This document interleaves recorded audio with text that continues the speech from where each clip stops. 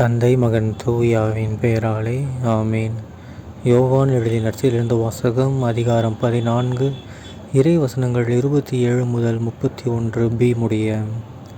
அக்காலத்தில் இயேசு தம் சீடரை நோக்கி கூறியது: அமைதியை உங்களுக்கு விட்டு செல்கிறேன், என் அமைதியையே உங்களுக்கு அளிக்கிறேன்.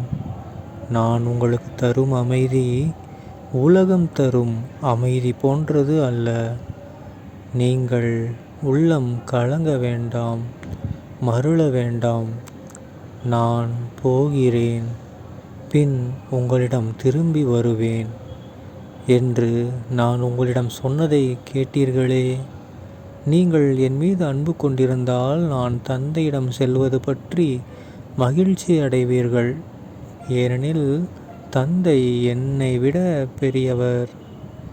இவை நிகழும்போது நீங்கள் நம்புமாறு இப்போதே இவை நிகழும் முன்பே சொல்லிவிட்டேன்.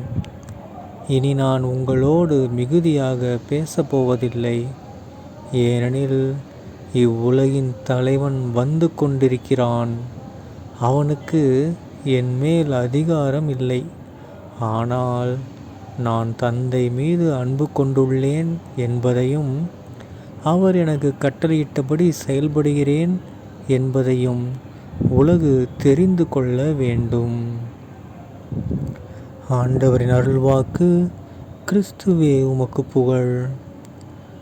அன்பார்ந்த சகோதர சகோதரிகளே, இன்று பாஸ்கா காலம் 5ஆம் வாரம், ஏப்ரல் மாதம் 30ஆம் தேதி 2024ஆம் வருடம், செவ்வாய்க்கிழமை. இன்றைய நற்செய்தியில் பாருங்கள், நம்ம இயேசு கிறிஸ்து ஆண்டவர் ஒரு மிகப்பெரிய விஷயத்தை எடுத்து உரைக்கிறார். என்ன விஷயம் பாருங்கள். ஸ்டார்டிங்கில் எடுத்தோன்னா நமக்கு என்ன சொல்கிறார்? உங்களுக்கு அமைதியை விட்டு செல்கிறேன்னு சொல்கிறார். ஓகேங்களா? ஏன்னா நம்ம வாழ்க்கை ஃபுல்லாக எதுக்காக அலைஞ்சிட்ருக்கோம்? அமைதியை தேடி தான் அலைஞ்சிட்ருக்கோம். அமைதி கிடைக்காதா? எத்தனை பிரச்சனை வாழ்க்கை ஃபுல்லாக. அந்த பிரச்சனையிலேருந்து நமக்கு விடுதலை கிடைக்காதான்னு சொல்லி என்ன பண்ணிட்டுருக்கோம்? நம்மளாம் தேடிட்டுருக்கோம். ஆனால் அந்த அமைதி இயேசு கிறிஸ்துக்கிட்ட தான் இருக்குங்கிறத நாம் தெரிஞ்சும் தெரியாத மாதிரியே இருக்கோம். அதனால தான் அவர் சொல்கிறாரு பாருங்கள், நான் உங்கள்கிட்ட சொன்னதை நீங்கள் கேட்டிங்களே, அப்புறம் ஏன் ஞாபகம் வச்சுக்கலையான்னு கேட்குறாரு. இல்லை, உங்களையும் நம்மளையும் பார்த்து கேட்குறாரு. ஸோ அமைதியை நாம் யார்கிட்ட தேடி போகணும்? இயேசு கிறிஸ்துக்கிட்ட தான் தேடி போகணும். அவர்கிட்ட மட்டும் தான் கிடைக்கும். அது மட்டும் இல்லாமல் நம்ம இன்னொன்று என்ன சொல்கிறாரு? நீங்கள் உள்ளம் கலங்க வேண்டாம். இதெல்லாம் மிகப்பெரிய வசனங்கள். மருள வேண்டாம். ஓகேங்களா? ஸோ இதெல்லாமே நமக்கு ஏசப்பாவுடைய அருள் வார்த்தைகள். ஓகேங்களா? அதுக்கப்புறம் என்ன சொன்னது பாருங்கள்,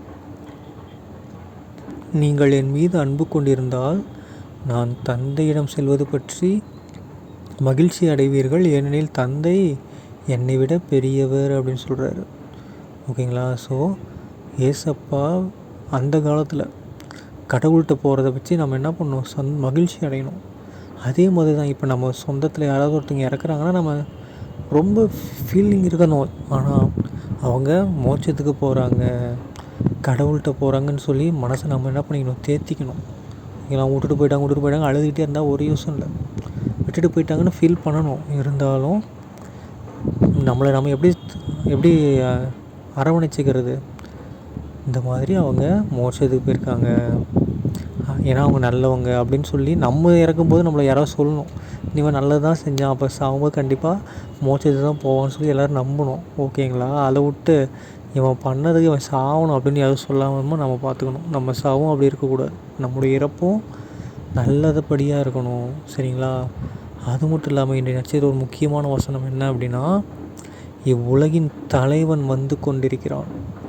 நாம் வாழ்கிற இந்த உலகம் ஒரு மனித உலகம். ஓகேங்களா? இந்த உலகத்தில் எல்லாமே மேக்ஸிமம் நம்மளை சுற்றி கெட்ட விஷயங்கள் நிறையா இருக்குது. ஸோ இந்த உலகத்தின் தலைவன் யார்? சாத்தான்.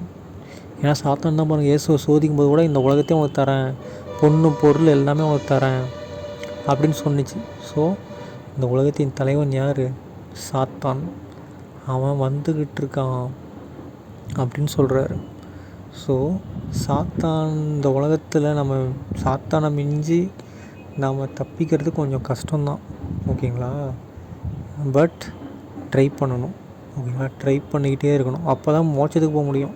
இந்த உலகத்தில் அழகாக சந்தோஷமாக சாத்தானுக்கு பிள்ளையாக வாழ்ந்துட்டு அப்புறம் செத்தரோட எனக்கு மோட்சத்தை கொடுன்னு கேட்டால் கடவுள் கொடுப்பாரா? டேய், நீ எங்கள் சாத்தான் பிள்ளையாக வாழ்ந்தல்ல, அப்புறம் எதுக்கு உனக்கு மோட்சம் அப்படின்ட்டுருவார். சரிங்களா? ஸோ இங்கே நாம் சொத்து சுகத்தை அனுபவித்து சாத்தானின் பிள்ளையாக வாழாமல் என்ன பண்ணோம்? பிறருக்கு உதவி செஞ்சு தூயாவின் கனிகளை கொடுக்கும் பையனாக, மகளாக, பெரியவராக நம்ம வாழ்ந்தோம்னா கண்டிப்பாக நமக்கு மோட்சம் கிடைக்கும். ஏன்? இந்த உலகத்தின் தலைவன் சாத்தான். ஸோ நம்ம என்ன பண்ணக்கூடாது? சாத்தானுக்கு அடிபணிஞ்சு வாழ்ந்துடக்கூடாது. சாத்தானை தேடிட்டு காசு காசு காசு காசுன்னு அலைஞ்சிட்ருக்காதீங்க. சரிங்களா? அதனால் இந்த நற்செய்தியில் நாம் சொன்ன அனைத்தையும் நம்ம நினைவில் கொண்டோம் அப்படின்னா கண்டிப்பாக நமக்கு அமைதி கிடைக்கும். இறந்தோம்னா மோட்சத்துக்கு போகிற நம்பிக்கை நமக்கு வரும். அதே மாதிரி இந்த உலகம் சாத்தானோட உலகன்றது புரிய வரும்.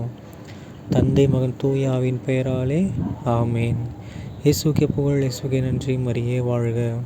இயேசுவின் ரத்தம் ஜெயம். ஹல்லேலூயா. Praise the Lord.